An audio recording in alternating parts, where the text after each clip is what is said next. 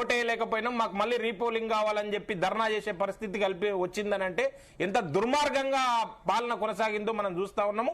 ఎన్నికకే మొత్తం రీపోలింగ్ ఆదేశించిన సందర్భం ఫాల్టా నియోజకవర్గం.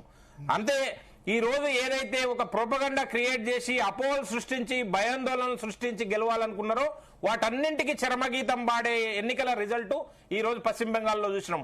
ఎస్ఐఆర్ ప్రక్రియ కోసము అడ్డంకులు సృష్టించారు, కేంద్ర బలగాలు వస్తే అడ్డంకులు సృష్టించారు, ఎన్నికల కమిషన్ వస్తే అడ్డంకులు సృష్టించారు, సుప్రీంకోర్టు పర్యవేక్షణలో జడ్జీలు వచ్చి ఎస్ఐఆర్ ప్రక్రియ పర్యవేక్షిస్తుంటే సిలిగురు ప్రాంతంలో 9 మంది జడ్జీలని మమతా బెనర్జీ 1558 ఓట్ల వెనుకంజలో ఉన్నారు. భవానీపూర్ లో సువేందు అధికారి రెండవసారి వరుసగా మమతా బెనర్జీని ఓడించే దిశగా వెళ్తున్నారు. 20 రౌండ్లకు గాను 2 రౌండ్ల ఈవీఎం కౌంటింగ్ పూర్తయింది. సువేందు అధికారికి భవానీపూర్ లో 6380 ఓట్లు వస్తే మమతా బెనర్జీకి 4822 1558 ఓట్ల వెనుకంజలో మమతా బెనర్జీ ఉన్నారు. లాస్ట్ టైం నందిగ్రామ్ లో చెప్పి మరీ ఓడించారు.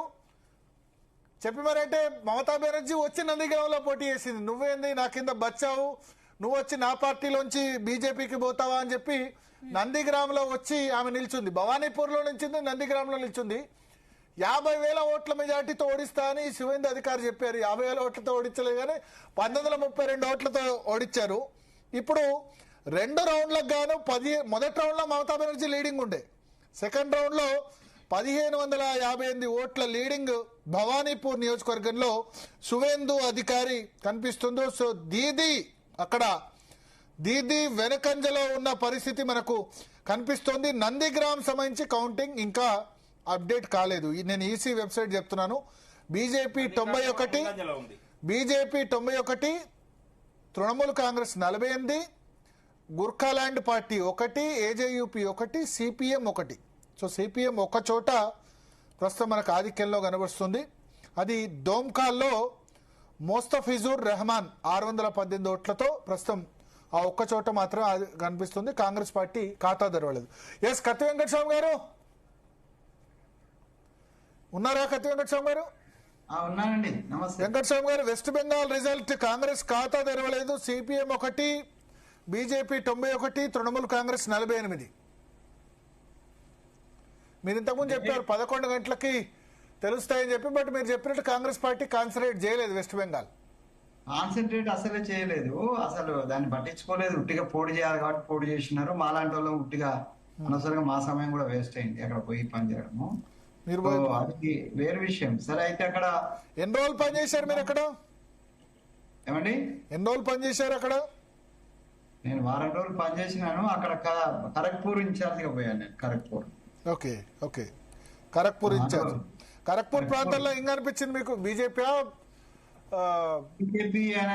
బీజేపీకే ఎక్కువ ఎడ్జ్ కనిపించింది. తెలుగు వాళ్ళు ఉంటారు కదా చాలా మంది ఖరగ్పూర్ లో. ఖరగ్పూర్ యాక్చువల్లీ అది అర్బన్ సీటు, కంప్లీట్ గా మున్సిపాలిటీ. సో ఇంతకు ముందు 2 సార్లు బీజేపీ గెలిచింది అక్కడ. ఆయనే మళ్ళీ ఎంపీగా ఉన్నటువంటి ఆయన మళ్ళీ బ్యాక్ వచ్చి ఆయన ఎమ్మెల్యే పోటీ చేస్తున్నాడు. ఆయన ఇంతకుముందు బీజేపీ రాష్ట్ర అధ్యక్షుడు ఉన్నాడు ఘోష్. సో వారికే కొద్దిగా ఎడ్జి కనిపించింది. సో మాకు అక్కడ మేము చేసిన సక్సెస్ ఏంటంటే మొత్తం రాష్ట్ర వ్యాప్తంగా కేవలం ఖరగ్పూర్ లో మాత్రం మేము అన్ని బూతులలో మా ఏజెంట్లను పెట్టగలిగినాం. అదొకటి నేను వ్యక్తిగతంగా బాగా గర్వంగా ఫీల్ ఏజెంట్. ఓకే. అంటే మమతా బెనర్జీ కింద అక్కడ ఏంటంటే ఏజెంట్ పెట్టడానికే భయం, ఏజెంట్లే లేరు. ఇప్పుడు ఇంత కేంద్ర బలగాలు 2 లక్షల మంది ఉన్న వాళ్ళు అక్కడెక్కడ డైమండ్ హార్బర్ లో లేకపోతే ఫాల్టా నియోజకవర్గంలో బీజేపీ గుర్తు మీద టేప్ వేశారు. అట్లా ఉంటది. ఇప్పుడు అంటే పశ్చిమ బెంగాల్ ఏంటంటే ఒక భయాందోళన పరిస్థితి ఎక్కడ చూసినా. అంటే 30 సంవత్సరాలు పరిపాలన చేసినటువంటి సిపిఎం ఏదైతే గుండాగిరి చేసిందో సేమ్ దానికి వ్యతిరేకంగా పోరాటం చేసినటువంటి మమతా బెనర్జీ కూడా గుండాగిరి తోటి రాజ్యం నడిపించినది. దాంట్లో ఏం డౌట్ లేదు. సో ఈమెకు వ్యతిరేకంగా ఇప్పుడు పనిచేస్తున్నటువంటి సువేంద్ర అధికారి చేస్తున్నది కూడా గుండాగిరి రాజకీయమే.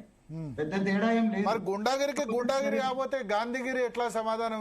గాంధీగిరి చేస్తే ఏం చేశారు? లెఫ్ట్ చంపేశారు, రైట్ చంపేశారు. అంటే ఇప్పుడు గుండాగిరి ఇప్పుడు మీరు ఒకరి గుండాగిరిని సమర్థించినప్పుడు ఇంకో గుండాగిరిని ఎట్లా సమర్థిస్తారు? అంటే ఒక గుండాగిరి అంటే ఇంకోటి చంపుతుంటే వాడు గొడ్డలు పెట్టుకుంటే వినండి, వాడు చెంపమించి కొడతలేదు, గొడ్డలతో చంపుతుంటే ఏం చేయాలి ఆత్మరక్షణ కోసం? ఒక విషయం గుర్తుపెట్టుకోండి, గాంధీ చెప్పినట్టు చెంపమించి కొడుతూ ఓకే చంపుతున్నాడు కదా. సమర్థించడానికి లేదు భారత్.